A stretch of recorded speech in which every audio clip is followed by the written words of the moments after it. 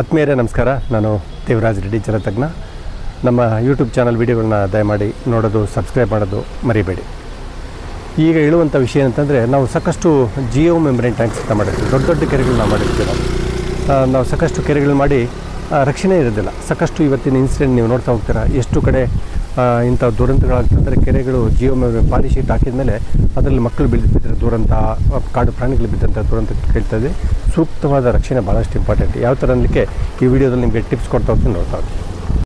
ನಾವು ಕೆರೆಗಳನ್ನ ಮಾಡ್ಕೊಳ್ತೀವಿ. ಪಾಲಿಪಾಂಡ್ಸ್ ಅಂತ ಕರೀತಕ್ಕಂಥ ದೊಡ್ಡ ದೊಡ್ಡ ಕೆರೆಗಳು ಮಾಡ್ಕೊತೀವಿ. 1 ಕೋಟಿ 2 ಕೋಟಿ ಲೀಟರ್ ಕೆಪಾಸಿಟಿ ಕೆರೆಗಳು ಮಾಡ್ಕೊಂಡಾದ್ಮೇಲೆ ನಾವು ಇನ್ಸಿಡೆಂಟ್ ಅಂದು ತುಂಬ ಆಗ್ತಾ ಇರ್ತದೆ. ದುರಂತಗಳಾಗುತ್ತೆ. ಮಕ್ಕಳು ಬಿದ್ದರು, ದೊಡ್ಡವರೇ ಜಾರಿ ಬಿದ್ದರು, ಸಾಕು ಪ್ರಾಣಿಗಳು ಬಿದ್ದಂಥದ್ದು. ಅದಕ್ಕೆ ಈ ಥರ ಫೆನ್ಸಿಂಗ್ ಕಾಣಿಸ್ತಿದ್ದಿಲ್ಲ.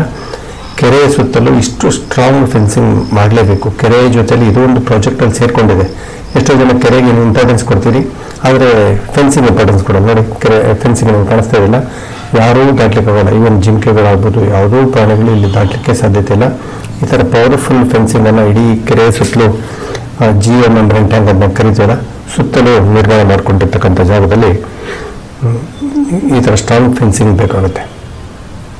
ಇತ್ತೀಚಿನ ದಿನಮಾನಗಳಂತೂ ಒಂದು ದಿವಸ ಬಿಟ್ಟು ಒಂದು ದಿವಸ ಆದರೂ ಈ ಬೇಸಿಗೆ ರಜೆಗಳು, ಸಮ್ಮರ್ ಹಾಲಿಡೇಸ್ ಆಗ್ಬೋದು, ದಸರಾ ಹಾಲಿಡೇಸ್ ಆಗ್ಬೋದು, ಈ ಥರ ಕೆರೆಗಳಲ್ಲಿ ನೀರು ತುಂಬಿದ ತಕ್ಷಣ ಮಕ್ಕಳಿಗೆ ತುಂಬ ಖುಷಿ. ಸ್ಕೂಲ್ಗಳಿಗೆಲ್ಲ ಇದು ಮಾಡಿ ವೀಕೆಂಡ್ಸಲ್ಲಿ ಬಂದುಬಿಡ್ತಾರೆ. ಯಾರಾದರೂ ಜಿಮ್ಮೆನಲ್ಲಿ ಇಲ್ಲ ಅಂತಂದರೆ ಡೈರೆಕ್ಟಾಗಿ ಬಂದು ಅವರು ಸ್ವಿಮ್ ಮಾಡಲಿಕ್ಕೆ ಬಂದುಬಿಡ್ತಾರೆ.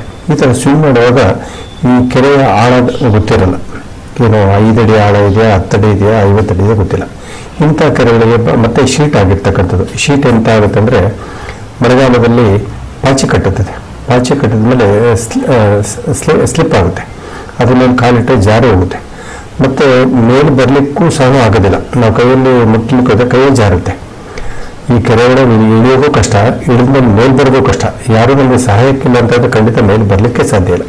ಹಾಗಾಗಿ ಯಾರನ್ನ ಎಲ್ಪ್ ಇದ್ದರೂ ಸಹ, ಎಷ್ಟೊಂದು ಕಡೆ ನಾವು ನೋಡ್ತೀವಿ, ಕೆರೆಯ ಪಕ್ಕದಲ್ಲಿ ಯಾರೋ ಮಕ್ಕಳು ಬಿದ್ದ ತಕ್ಷಣ ದೊಡ್ಡವರು ಸಹ ಮಕ್ಕಳ ಜೊತೆಗೆ ಹೋಗಿ ಅವರು ಜೀವಕ್ಕೆ ಅಪಾಯ ತಂದಂಥ ಉದಾಹರಣೆಗಳಿದೆ. ಹಾಗಾಗಿ ಯಾವುದೇ ಕೆರೆ ಮಾಡುವಾಗ ಕೆರೆಯ ಸೇಫ್ಟಿ ಫಸ್ಟು.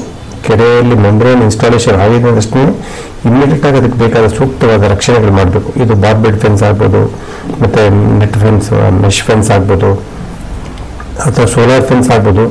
ಯಾವುದಾದ್ರೂ ಮಾಡಿ ಪರ್ಫೆಕ್ಟಾಗಿ ಮಾಡಬೇಕು. ಇದಕ್ಕೆ ನೋ ಕಾಂಪ್ರಮೈಸ್ ಅಂತ ಹೇಳ್ತೀವಿ. ಈ ಮಾಡಿರ್ತಕ್ಕಂಥ ಕೆರೆಗಳಿಗೆ ನಾವೇನಾದರೂ ಹೋಗ್ಬೇಕಂತಂದರೆ ಸೂಕ್ತವಾದಂಥ ಗೇಟಿಗೆ ಬೀಗನ ಹಾಕಿರಬೇಕು. ವಿತೌಟ್ ಕೀ ನಾವು ಸಹ ಗೇಟ್ ಒಳಗೆ ಹೋಗಲೇಬಾರ್ದು. ಅಷ್ಟು ಪರ್ಫೆಕ್ಟಾಗಿ ಮಾಡಿಕೊಂಡ್ರೆ ನಮ್ಮ ಕೆರೆಯಲ್ಲಿ ಯಾವುದೋ ದುರಂತಗಳಾಗಲಿಕ್ಕೆ ಚಾನ್ಸ್ ಇಲ್ಲ. ಹಾಗಾಗಿ ಇದನ್ನು ಮನಸ್ಸಲ್ಲಿ ಇಟ್ಕೊಳ್ಳಿ. ಕೆರೆ ಮಾಡುವಾಗ ಕೆರೆಯ ಸುತ್ತಲೂ ರಕ್ಷಣೆ, ಕೆರೆಯ ಸೇಫ್ಟಿ ಭಾಳಷ್ಟು ಇಂಪಾರ್ಟೆಂಟು. ಎಷ್ಟೊಂದು ಕಡೆ ನಾಯಿಗಳು ಹೋಗಿ ಕೆರೆಯೊಳಗೆ ಹೋಗ್ಬಿಡುತ್ತೆ. ಕೆರೆ ನೀರು ಕಾಯಿರ್ತದೆ. ಮೇಲೆ ಬರುವಾಗ ಆ ಶೀಟನ್ನು ಪರಚುತ್ತೆ. ಅದರ ಇದರಿಂದ ಪರ್ಚೇಸ್ ಏನಾಗ್ತದೆ, ಆಮೇಲೆ ಒಣಗಿಸ್ಬಿಡುತ್ತೆ.